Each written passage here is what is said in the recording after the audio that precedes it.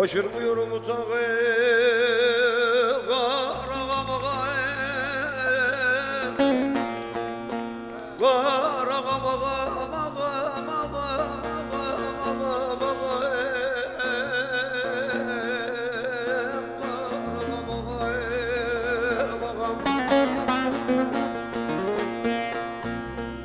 çok sıkı kolumun bağı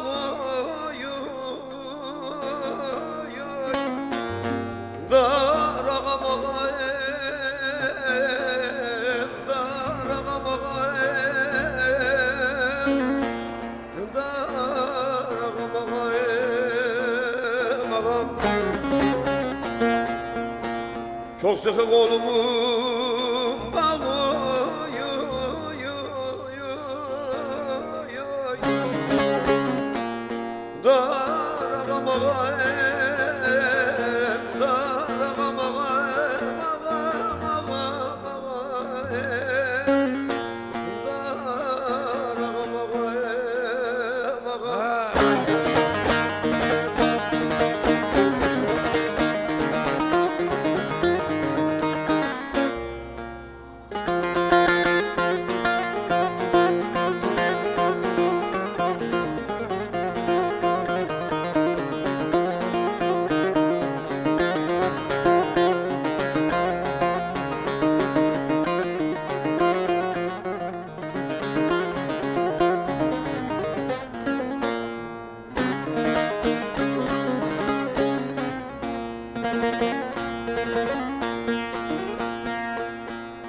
Candan içer yurdum var, içimi yiyen kurdum var.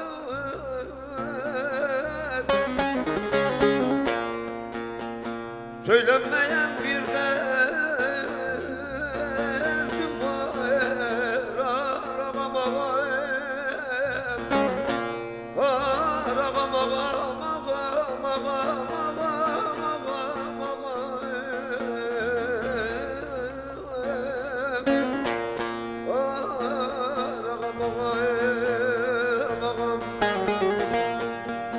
söylenmeyen bir derdim var.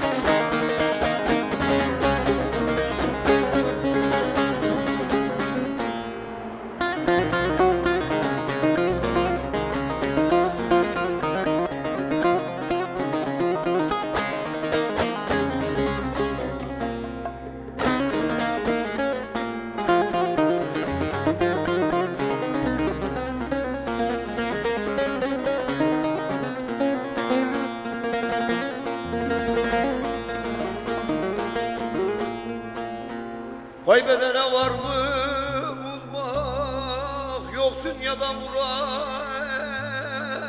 almak. Kolay mı reyhane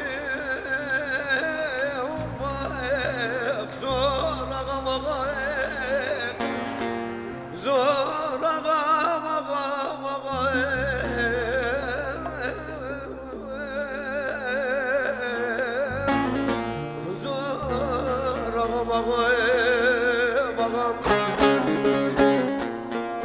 Hele bir reyhani, kolay mı reyhani olmak, zor